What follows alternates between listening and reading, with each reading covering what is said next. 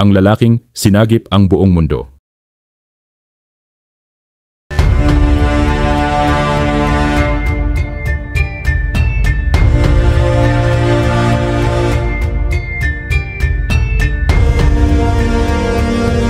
Ang Soviet spy satellite na Cosmos 1382 ay nakadetect ng paglulunsad ng isang nuclear missile. Malapit ito sa isang US missile base sa Montana. Maximum ang threat assessment. Malinaw ang emergency protocol. I-relay agad ang alarma sa Central Command. Walang dapat na delay. Dapat agad magsimula ng counter-attack. Libo-libong Soviet nuclear warheads ang naka-standby para ilunsad. Ganoon din ang mga American missiles.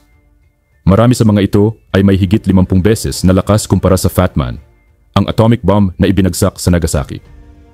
Sobra-sobra para lipulin ang buong sangkatauhan. Ito ang logic ng Cold War. Mutually assured destruction. Kung sino ang unang magpaputok, siya ang matotodas sa pangalawa.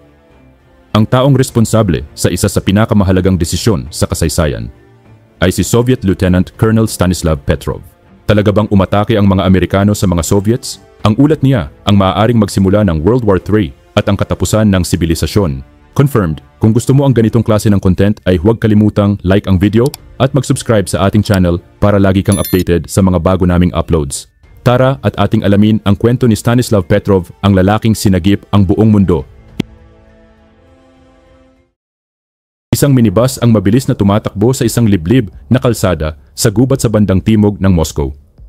Papunta sa trabaho si Stanislav Petrov.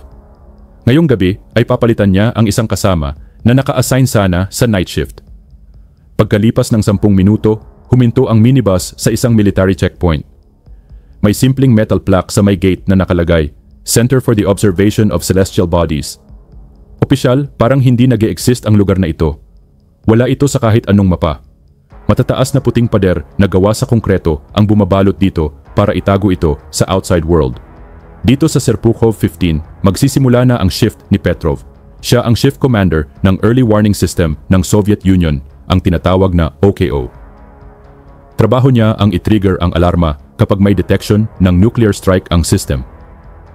Ngayong araw, nasa 80 empleyado ang nasa ilalim ng kanyang utos. 4 na oras na tahimik at walang nangyayari ang lumipas. Pero alas 12:15 ng madaling araw, biglang nag-alarm. Nangyari ito sa isa sa pinakadelikadong panahon ng Cold War. Simula late 1970s, tumitindi na naman ang tensyon sa pagitan ng mga superpower. Noong 1977, nag-deploy ang Soviet Union ng mga bagong medium-range ballistic missiles sa Ukraine at Belarus. Bilang sagot, inilunsad ng West ang tinatawag na NATO Double Track Decision. Simula 1983, maglalagay din sila ng mga katulad na missiles sa buong Europe. Ang mga bagong missiles na ito ay kayang mag-lock ng sarili sa target ng independent.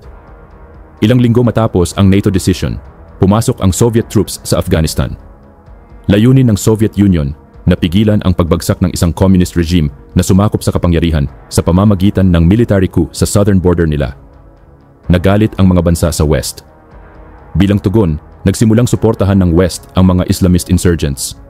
Noong 1981, inihayag ng bagong halal na US President na si Ronald Reagan ang isang agresibong planong magparami ng armas. Inutusan pa niya na pag-aralan kung pwedeng manalo ang Amerika sa isang nuclear war. Ang leader ng Soviet na si Yuri Andropov ay naniwalang naghahanda ang NATO ng isang surprise attack. Para maagapan ito, inilunsad niya ang Operation Ryan, ang pinakamalaking intelligence mission sa kasaysayan ng Soviet. Inutusan ang mga KGB agents na magbantay sa kahit anong senyales ng paparating na nuclear strike. Kasama sa binabantayan ay bigla ang dami ng blood donations o pagdami ng political visits ng mga opisyal. Doon nalaman ni Andropov ang tungkol sa Able Archer na planado para sa taglagas ng 1983. Ang Able Archer ay dinisenyo bilang pinakamalaki at pinakatotoong nuclear war exercise ng NATO. Gagayahin nito ang isang full-scale nuclear conflict sa pinakamataas na alert level. Kasama sa exercise ang malawakang galaw ng mga sundalo. Natakot si Andropov na baka ito ay isang smokescreen lang para sa tunay na pag-atake. Noong March 1983, tinawag ni Reagan ang Soviet Union bilang Evil Empire.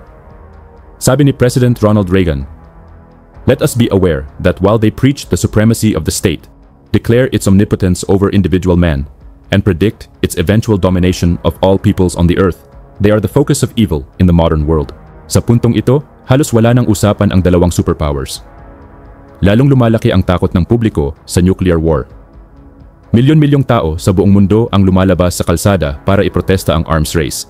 Umabot sa pansamantalang rurok ang tensyon. Eksaktong 4 na linggo bago ang insidente sa Serpukhov 15 bunker. September 1, 1983, isang South Korean Boeing 747 ang papunta mula New York papuntang Seoul. May sakay itong 269 na civilian kasama na ang 61 na Amerikano at isang US congressman. Ang hindi nila alam, lumihis na pala sa tamang ruta ang eroplano. Dahil sa maling program sa autopilot, diretso itong papasok sa Soviet airspace. Para sa mga Soviets, bawat hindi inaasahang galaw ay mukhang espiya. Nagpadala ng Soviet fighter jets sa himpapawid. Isa sa mga piloto ay si Major General Gennady Osipovich. Nakakita siya ng isang malaking passenger plane. Kita ang mga navigation lights nito. Hindi mo akalain na spy plane ito. Nag-radio ng report si Osipovich. Malinaw ang utos mula Moscow. Sirain ang target. Matapos ang kaunting pag-uusap sa radio, nagpaputok siya ng warning shot. Walang reaksyon mula sa eroplano. Kaya't naglunsad siya ng 2 misil. Lahat ng 269 na tao sa eroplano ay namatay. Sa una, itinatanggi ng Soviet Union ang pananagutan. Pagkalipas ng 5 araw, inamin nila ang pag-atake, sinasabing inakala talaga nila na spy mission ang eroplano. Mabilis namang ginamit ng United States ang trahedya bilang propaganda laban sa Soviet Union. Galit na galit ang mga tao. Bago pa ang gabi ng September 26, 1983, matindi na ang tensyon sa loob ng Serpukhov 15 bunker. Kinuha ni Petrov ang mikropono at sumigaw. Lahat pumunta sa kani-kanilang pwesto. Sundin ang mga utos ko. I-check lahat ng kagamitan at mag-report. Paulit-ulit niya nang nasabi ang mga salitang ito sa training. Bago siya pagkatiwalaan sa posisyon niya, kailangang kabisado niya ang bawat detalye, kasama kung ano dapat ang sabihin sa ganitong sitwasyon. Sa basic training pa lang, sinanay na si Petrov para sa nuclear war. Pumasok siya sa mga shielded chamber, humawak ng radioactive material, at nagsanay ng mga emergency protocol para sa full-scale atomic strike. Pero si Petrov ay hindi yung tipikal na sundalo na basta lang sumusunod sa utos. Isa siyang siyentipiko at engineer. Pagkalipas ng ilang taon, humarap si Petrov sa isang desisyong wala sa training manual. Hindi ito panahon para sa mabilis na reaksyon, kundi para sa matalinong pagsusuri. Ang malinaw na pag-iisip sa gitna ng pressure ay hindi tsamba. Galing ito sa pagkaintindi kung paano gumagana ang mga system. Sa takbo ng kanyang military career, naging top system analyst si Petrov ng Soviet military. Pinarangalan siya ng maraming award para sa trabaho niya, kasama na ang titulong Master Specialist sa Air Force. Pero bawal kay Petrov na ikwento ang ginagawa niya, kahit sa asawa niyang si Gisa o sa 2 anak nila, sina Dmitry at Yelena. Bagamat ilang minuto lang ang layo ng bahay nila sa bunker, wala silang ideya kung ano ang trabaho niya roon o kung gaano kahalaga ang magiging desisyon niya sa araw na yon. Pero sa moment na yon, hindi iyon ang iniisip ni Petrov. Hindi ang pamilya niya. Hindi ang peligro. Iniisip niya ang kutsarita. Walang gumagamit ng kutsarita para punuin ang isang balde, bulong niya. Bakit maglulunsad ng isang misil lang ang mga Amerikano? Paulit-ulit silang nagbanta ng massive first strike. Daang-daang missile, sabay-sabay tatama sa mga target. Inutusan ni Petrov ang team niya na ulitin ang mga checks sa computer system. Perfect ang lahat, walang error, pero wala ring visual confirmation mula sa camera. Walang missile na nakikita. Makaraan ang 2 minuto, tuluyan nang nagpasya si Petrov. Tumawag siya sa headquarters. Malamang false alarm lang ito. Pero ilang sandali lang, muling umalingaw-ngaw ang sirena. Ngayon, 5 na ang missile na nakita ng system. Ang alert level ay tumaas mula launch tungo sa missile attack. Kabisado ni Petrov ang buong warning system mula umpisa hanggang dulo. Isa siya sa mga tumulong bumuo nito. Siya mismo ang sumulat ng software at ng manual. Minadali ng Soviet Union ang pag-develop ng OKO system matapos silang mapag-iwanan ng mga Amerikano. Matagal nang gumagamit ng ganitong teknolohiya ang Amerika, mahigit 1 dekada na. Ang system ng Soviet, operational pa lang ng wala pang 1 taon. Ang OKO, na ang ibig sabihin sa Russian ay mata, ay ginawa para bantayan ang Earth gamit ang network ng observation satellites. Direkta sa isang M10 supercomputer ipinapadala ang data ng satellites. Ang machine ay nagra-run ng isang komplikadong 29-step algorithm para alamin kung may nuclear missile attack na nagaganap. Lahat ito, halos real-time. Pero hindi pinagkakatiwalaan ni Petrov ang computer. Yung maximum probability warning ay parang mali sa pakiramdam niya. Parang sobra ang kumpiyansa ng computer. Wala silang nakikitang ibang senyales ng nuclear launch. Sabi niya sa sarili, "Tayo ang gumawa ng system. Dapat mas matalino tayo kaysa sa machine." Inireport ni Petrov ang pangalawang false alarm. At ang sumunod ay ang pinakamahabang 17 minutes sa buong buhay ni Petrov. Iyon ang tinagal bago makarating ang US missile sa Soviet soil kung totoong may attack. Libo-libong ballistic missiles ng Amerika ang nakastandby para ilunsad mula sa mga strategic na lugar tulad ng nandito, dito at dito. Isang Minuteman III missile lang na may 3 warheads ay kayang sabay-sabay burahin ang military command ng Kremlin, patagin ang isang airbase at singawing parang bula ang isang submarine harbor. Kapag pumutok ang nuclear war, libo-libong lungsod ang mawawala sa loob lang ng ilang minuto. Daang milyon ang mamamatay agad. Ang mga makakaligtas ay dadaan sa mabagal at masakit na kamatayan dahil sa radiation. Hindi sigurado si Petrov kung tama ang desisyon niya. Sa estimate niya, 50-50 ang chance na totoo ang atake. Pagkababa niya ng telepono, nakatingin sa kanya ang mga kasama niya. Hindi makapaniwala, nilabag niya ang protocol nang walang kahit anong matibay na ebidensya na mali ang system. Tiyak na maraming tanong ang gumugulo sa isip ni Petrov. Paano kung mali ako at totoo ngang may missiles na paparating? Ako ba ang may kasalanan kung ganoon? Pero paano kung false alarm lang talaga? Kaya ko bang mabuhay na may milyon-milyong buhay sa konsensya ko? Sa huli, sa instinct lang umasa si Petrov. Ayaw niyang siya ang maging dahilan ng pagsiklab ng World War III. Lumipas ang 17 minutes. Walang lumitaw na missiles sa radar. Walang pagsabog sa camera. Tama si Petrov. False alarm nga. Pagkalipas ng ilang buwan, natuklasan ng isang investigative committee ang sanhi ng false alarm. Isang bihira at halos nakamamatay na sunod-sunod na coincidence ang nangyari. Nagkaroon ng kakaibang pagkaka-align ng mga ulap sa mataas na altitude at sinag ng araw na nagresulta sa reflection na inakala ng satellite bilang missile launch. At nangyari pa ito eksaktong sa ibabaw ng isang American military base.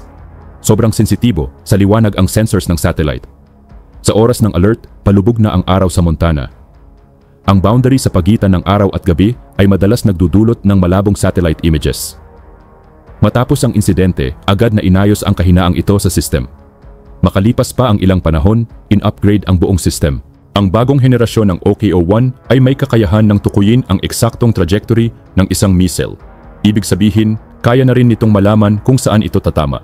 Pero mula noon, hindi na muling nagpakita ng warning ang system. Ang lalaking nagligtas sa mundo mula sa nuclear war ay hindi kailanman kinilala bilang bayani sa sariling bansa. Walang public honor. Walang monumento. Wala ring promotion. Ang tanging tugon ng superior officer niya, bakit daw hindi niya nalog ng maayos ang insidente. Ipinaliwanag ni Petrov, nasa isang kamay niya ang telepono at nasa kabila ang mikropono. Wala siyang ikatlong kamay para magsulat. At kung isusulat niya ito pagkatapos, peke na yon. Ang nakuha lang niya, isang formal reprimand. Kita sa ugali ng military leadership na mas interesado silang maghanap ng masisisi kaysa ayusin ang system failure. Makaraan ng isang taon, napilitang mag-submit si Petrov ng request para umalis sa military. Bagamat opisyal na voluntary, maraming duda kung totoo nga itong kusang loob. Pagkatapos noon, lumipat si Petrov kasama ang pamilya niya sa isang tahimik na suburb sa labas ng Moscow. Sa loob ng halos isang dekada, nagtrabaho siya sa Research Institute na gumawa ng OKO system. Sa loob ng maraming taon, hindi niya kinuwento sa kahit kanino ang nangyari noong September 26, 1983. Pati sa pamilya niya, hindi niya ito naikuwento. Pero pagkalipas ng 10 taon, matapos bumagsak ang Soviet Union, inilantad ng dating superior ni Petrov ang insidente sa military newspaper ng Russia na Pravda. Gayunpaman, halos walang nakarinig nito sa Russia. Nag-retire si Petrov noong 1994. Ang buwan ng pensyon niya, mga $55 lang. Hindi siya makabili ng telepono. Minsan, kailangan pa niyang magtipid ng pagkain. Sa panahong ito, inalagaan niya ang asawa niyang si Gisa na may malubhang sakit. At noong 1997, pumanaw si Gisa. Pagkalipas ng isang taon, isang lalaking taga-Germany na si Karl Schumacher ang nakabasa ng article sa isang German newspaper tungkol sa mag-isa at naghihirap na si Petrov. Lubhang naapektuhan siya sa kwento. Lumipad siya patungong Russia at inanyayahan si Petrov na pumunta sa Germany. Pagdating ng bagong milenyo, sa wakas ay narinig na ng buong mundo ang kwento ni Petrov. Sa West, kinilala siya bilang isang tahimik ngunit matapang na bayani. Sa United Nations, ginawaran siya ng World Citizen Award. Kasunod nito, marami pang award ang ibinigay sa kanya. Mahigit 200 mamamahayag mula sa iba't ibang panig ng mundo ang bumisita sa kanya. Madalas, sabihin ni Petrov na ayaw niyang tawagin siyang bayani. Ginawa lang daw niya ang trabaho niya at tinupad ang tungkulin. Pero dagdag pa niya, buti na lang ako ang nasa command noong gabing yon. Hindi yung sundalong basta sumusunod lang sa utos. Noong 2014, ikinuwento ang buhay niya sa isang documentary. Sa simula ng pelikula, makikitang palihim niyang itinatago ang bote ng beer sa ilalim ng sofa bago dumating ang mga journalist. Ipinakita siya sa pelikula bilang isang mainitin ang ulo, lasinggerong may madalas na mura sa bibig. Halatang maraming eksena ang scripted. Sabi ni Petrov pagkatapos, pinilit daw siyang magsalita ng maruruming salita sa kamera. Para sa partisipasyon niya sa pelikula, binigyan siya ng bayad na $3,000. Noong September 2017, tumawag si Carl Schumacher para batiin siya sa kanyang ika-78th birthday. Pero hindi si Petrov ang sumagot, kundi ang anak niya. Sinabi ng anak na ilang buwan nang patay si Petrov. Tahimik siyang namatay at walang halos nakaalam. Naglabas si Carl ng obituary sa isang lokal na German newspaper. Doon lang nalaman ng publiko na pumanaw na si Stanislav Petrov. 2 taon makalipas, isang memorial plaque ang inilagay sa kanyang karangalan sa Oberhausen, Germany. Pero sa Russia, matagal na nanatiling lihim ang buong insidente. Pati mismong lapida ni Petrov, walang binanggit tungkol sa ginawa niya. Walang pagkilala, walang karangalan. Noong 2022, naglabas ng documentary tungkol kay Stanislav Petrov ang independent Russian YouTube channel na Reduxia. Para sa maraming Russians, ito ang unang beses nilang narinig ang buong kwento. Mahigit 40 years matapos ang insidente, muling ginagamit ang nuclear bomb bilang sandata sa politika. Halos lahat ng major disarmament treaties na nilagdaan noong late 1980s ay pasuna o kusa ng tinanggihan ng mga bansa. Ang international security system na nabuo noong panahong iyon, halos gumuho na. Ngayon, halos lahat ng nuclear-armed states ay nagpapalakas muli ng armas. Modernized na rin ang mga nuclear arsenal nila. Sa taong 2025, nakatayo ang doomsday clock sa 89 seconds to midnight. Mas malapit na sa global catastrophe kaysa dati, ayon sa mga nangungunang nuclear scientists sa buong mundo. Pero marahil, hindi pa rin ito kasing lapit noong gabing yon ng September. Mahigit 40 taon na ang nakalipas. Hanggang sa kamatayan niya, patuloy na nagbabala si Petrov tungkol sa pinakamalaking panganib ng sangkatauhan, ang sariling kahinaan ng tao. Sa huli, laging tao pa rin ang magbibigay ng utos para maglunsad ng ganitong uri ng sandata. At ang tao ay laging pwedeng magkamali.